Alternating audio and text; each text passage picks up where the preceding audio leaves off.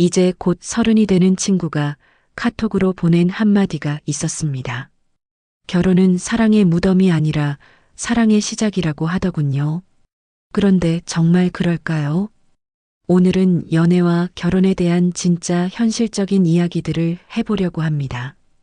수많은 커플들이 헤어지고 또 만나고를 반복하는 이 시대에 정말 필요한 건 화려한 로맨스가 아니라 냉정한 현실 인식일지도 모릅니다. 연애 초기에 누구나 경험하는 감정이 있습니다. 상대방의 모든 것이 완벽해 보이고 단점조차 귀여워 보이는 그 시간. 하지만 시간이 흐르면서 현실이 보이기 시작합니다. 첫째, 상대방도 나와 똑같은 평범한 인간이라는 것. 둘째, 사랑만으로는 해결되지 않는 문제들이 생긴다는 것. 셋째, 서로의 차이점이 갈등의 원인이 될 수 있다는 것. 어떤 연애 전문가는 이런 말을 했습니다. 진짜 사랑은 상대방의 완벽함에 반하는 게 아니라 불완전함을 받아들이는 것이라고. 실제로 오래 사귄 커플들을 만나보면 이런 이야기를 자주 듣게 됩니다. 처음엔 상대방이 늦게 답장하는 것도 신경 쓰였는데 지금은 그냥 그 사람의 특성이라고 받아들인다고. 싸울 때마다 헤어질까 생각했는데 이제는 싸우고 나서 어떻게 화해할지만 고민한다고. 이런 변화가 바로 사랑이 성숙해지는 과정입니다. 연애를 할 때 가장 중요한 건 상대방을 바꾸려고 하지 않는 것입니다. 많은 사람들이 이런 착각을 합니다. 사귀다 보면 상대방이 내가 원하는 모습으로 변할 거라고. 하지만 현실은 그렇지 않습니다. 사람은 쉽게 변하지 않고 변한다고 해도 그건 자발적인 동기가 있을 때입니다. 어떤 심리학자의 연구에 따르면 상대방을 바꾸려고 노력하는 커플일수록 관계 만족도가 낮다고 합니다. 반대로 서로에 있는 그대로를 인정하는 커플은 더 오래 행복하게 지낸다고 하더군요. 그렇다면 도대체 어떤 사람과 연애를 해야 할까요? 외모나 스펙만 보고 사귀는 건 위험합니다. 물론 첫인상은 중요하지만 그게 전부는 아니거든요. 정말 중요한 건 가치관이 비슷한지, 생활 패턴이 맞는지 이런 것들입니다. 예를 들어 한 사람은 저축을 중요하게 생각하는데 다른 사람은 현재를 즐기는 게 우선이라고 한다면 초반엔 문제가 없어 보여도 나중에 큰 갈등이 생길 수 있습니다. 실제로 결혼 상담사들이 말하는 커플 갈등의 주요 원인 중 하나가 바로 금전 문제입니다. 돈을 쓰는 방식이 다르면 생각보다 많은 스트레스를 받게 됩니다. 연애할 때 꼭 확인해야 할 것들이 있습니다. 상대방이 화났을 때 어떻게 반응하는지, 스트레스를 받았을 때 어떤 방식으로 해소하는지, 가족이나 친구들과의 관계는 어떤지, 이런 것들을 미리 파악해 두면 나중에 당황하지 않을 수 있습니다. 특히 갈등 상황에서의 모습을 보는 게 중요합니다. 평소에 아무리 좋은 사람이어도 화가 나면 컴플리틀리 다른 사람이 되는 경우가 있거든요. 욕을 하거나 물건을 던지거나 며칠 동안 연락을 안 받는다거나 이런 모습을 미리 확인하지 못하면 나중에 큰 상처를 받을 수 있습니다. 결혼에 대해서도 현실적으로 생각해 봐야 합니다. 많은 사람들이 결혼을 사랑의 완성이라고 생각하는데 사실 결혼은 새로운 시작에 가깝습니다. 연애할 때와 결혼 후의 생활은 완전히 다르거든요. 연애할 땐 각자의 공간이 있었지만 결혼하면 모든 걸 함께 해야 합니다. 아침에 일어나는 시간부터 밤에 자는 시간까지, 심지어 화장실 사용 패턴까지 맞춰가야 하는 경우도 있습니다. 어떤 신혼부부는 이런 이야기를 했습니다. 연애할 때는 상대방의 콧소리 소리가 귀엽다고 생각했는데 매일 밤 들으니까 잠을 못 잘 정도로 스트레스가 된다고. 이런 사소한 것들이 쌓이고 쌓이면 큰 문제가 될 수 있습니다. 결혼 전에 동거를 해보는 커플들이 늘어나는 이유도 여기에 있습니다. 실제로 함께 살아보면 알 수 있는 것들이 많거든요. 상대방의 생활 습관이나 성격의 다른 면들을.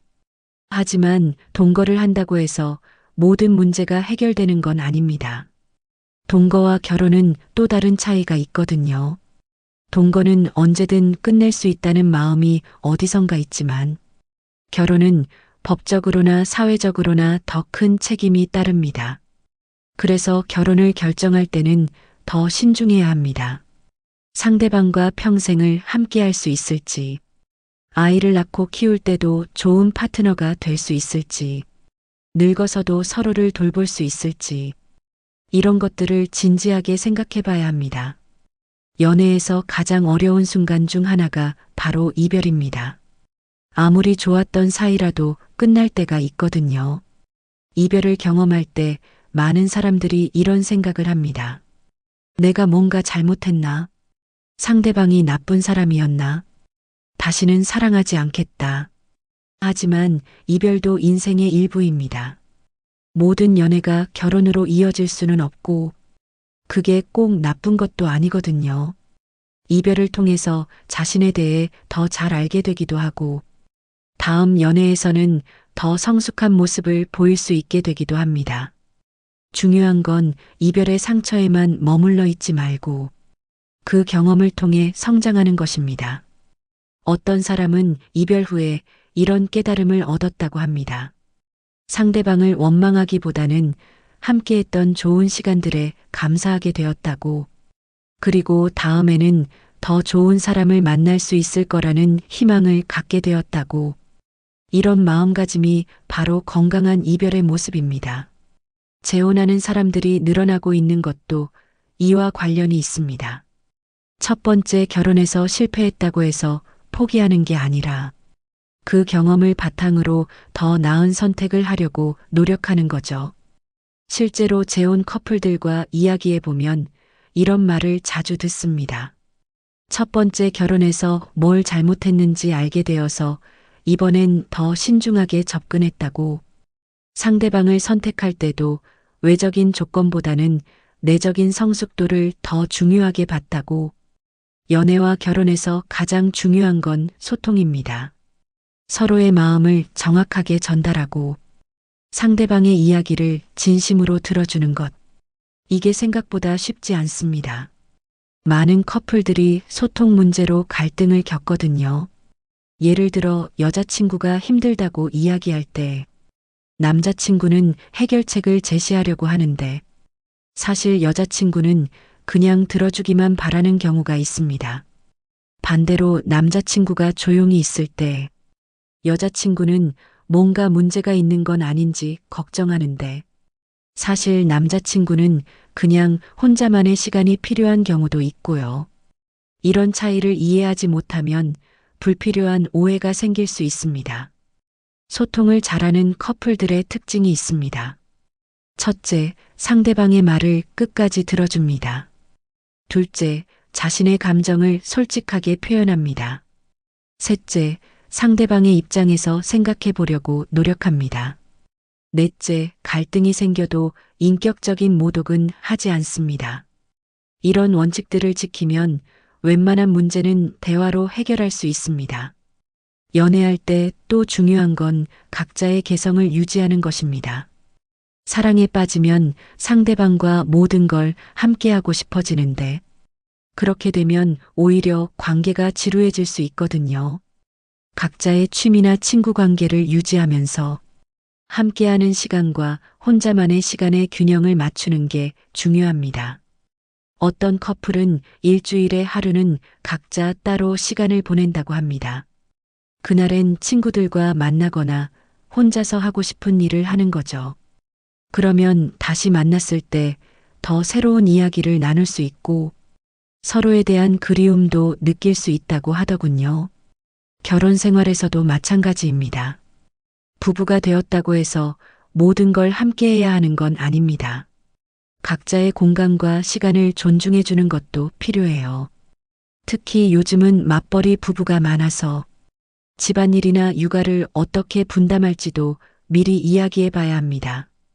전통적으로는 여성이 집안일을 담당한다고 생각했지만 이제는 상황이 많이 바뀌었거든요. 남편도 육아와 가사에 적극적으로 참여해야 하고 아내도 경제 활동에 대한 부담을 함께 져야 하는 경우가 많습니다. 이런 현실적인 문제들을 결혼 전에 충분히 이야기해 보지 않으면 나중에 큰 갈등의 원인이 될 수 있습니다. 연애와 결혼에 대한 환상을 버리는 것도 중요합니다. 드라마나 영화에서 보는 로맨틱한 장면들이 현실의 연애와는 많이 다르거든요. 실제 연애는 화려한 이벤트보다는 일상적인 순간들의 연속입니다. 함께 마트에서 장을 보고 집에서 라면을 끓여 먹고 소파에 앉아서 TV를 보는 이런 평범한 시간들이 더 소중할 수 있습니다. 그리고 이런 일상을 함께 즐길 수 있는 사람이 진짜 좋은 파트너라고 할 수 있겠죠. 나이가 들수록 연애에 대한 관점도 바뀝니다. 20대 초반엔 외모나 분위기에 끌리기 쉽지만 30대가 되면 안정감이나 신뢰성을 더 중요하게 생각하게 됩니다. 40대가 되면 서로의 가치관이 얼마나 비슷한지, 50대가 되면 함께 늙어갈 수 있을지를 고민하게 되고요. 이런 변화가 자연스러운 겁니다. 각 나이에 맞는 연애와 결혼을 생각해야 해요. 그리고 무엇보다 중요한 건 자기 자신을 사랑하는 것입니다. 상대방에게만 의존해서 행복을 찾으려고 하면 관계가 무너졌을 때 너무 큰 상처를 받게 됩니다.